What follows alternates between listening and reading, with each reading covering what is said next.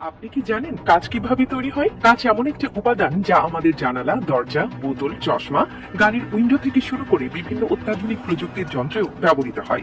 কিন্তু কখনো কি ভেবে দেখেছেন স্বচ্ছ কাঁচ কিভাবে শক্ত বালি থেকে তৈরি হয়? আজ আমরা জানবো কাঁচ তৈরির সম্পূর্ণ প্রক্রিয়া, যেখানে সাধারণ রেত বা বালি ধাপে ধাপে গলিয়ে কাঁচের আকৃতি নেয় এবং পরিশেষে আমাদের ব্যবহারের উপযোগী হয়ে ওঠে। কাঁচ তৈরির প্রধান উপাদান হলো সিলিকা অর্থাৎ বালি।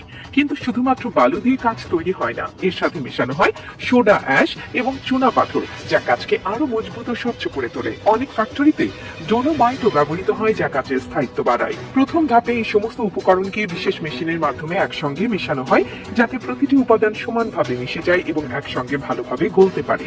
এরপর এই মিশ্রণকে এক বিশাল ভাটিতে পাঠানো হয়, যেখানে এটি 1350 ডিগ্রি সেলসিয়াস তাপমাত্রায় গলিয়ে তরল কাঁচে পরিণত করা হয়।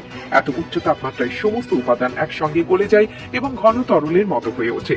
গলিত কাঁচ তৈরি হয়ে গেলে এটি বিশেষ ছাঁচ বা মোল্ডে ঢালা হয়, যেখানে এটি ধীরে ধীরে ছড়িয়ে পড়ে এবং একটি সমান আকার পায়। এটি এক ধরনের ফ্লোটিং প্রসেস, যেখানে গলিত কাঁচকে ধাতব পৃষ্ঠে ভাসিয়ে রাখা হয়, যাতে এটি একদম মসৃণ ও সমানভাবে ছড়িয়ে যায়। এরপর এই গরম কাঁচকে ধীরে ধীরে ঠান্ডা করার জন্য কুলিং চেম্বারে পাঠানো হয়।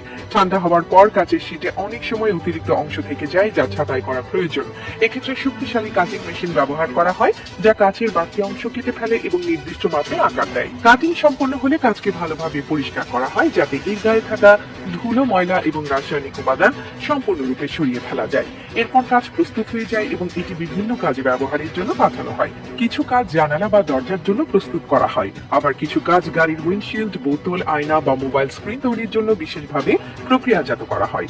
যদি কাজকে আরো মজবুত করা প্রয়োজন হয়, তাহলে এটি টেম্পারিং প্রক্রিয়ার মধ্য দিয়ে পাঠানো হয়, যেখানে এটি আরো শক্তিশালী হয়ে ওঠে এবং সহজে ভাঙে না।